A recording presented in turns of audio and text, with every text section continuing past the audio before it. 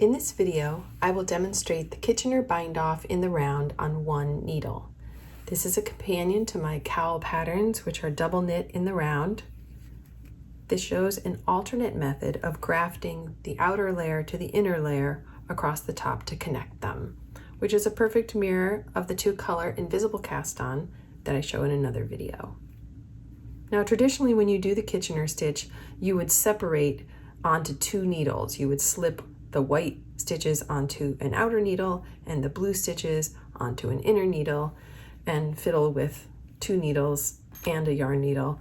And this is kind of a cool trick that allows you to not have to do that. Now, I've already done this setup round as indicated in the pattern. I've slipped the white stitches and purled the blue stitches, and I've cut my blue tail short for weaving in later. The white tail gets cut to 4 to 5 times the circumference of your top cowl. Then I'll go ahead and thread it onto my needle. And these stitches are going to be worked in pairs. First, I will work a white pair, and then I will work a blue pair. So to help with when I get around to the end, I'm going to put a locking stitch marker on this first pair of stitches. That will help me find them later. So here's the basic technique. For the white stitches, I will go into this first stitch from front to back and take it off the needle. Then I go in front of the blue stitch to go into the second one from back to front. Then I work a pair of blue stitches. I go into the first blue stitch from back to front, go behind the white stitch, and go into the second blue stitch from front to back.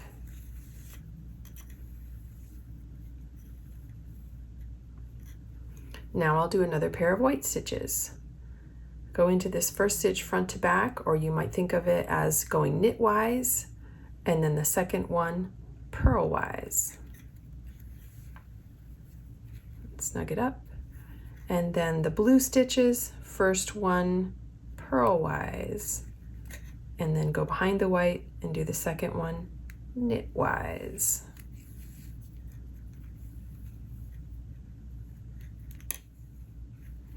And let's just show one more pair, knitwise or front to back, purlwise or back to front,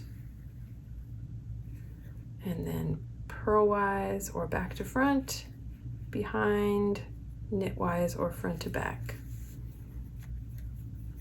However you want to think of it that helps your brain, that's what matters. So you snug it up as you go, and you get this nice white knit round essentially across the top that connects the front to the back. I'm going to go ahead and finish this round, and I will be back before you know it. And we're back. So I've got a couple stitches left here. I'm going to work them as the others.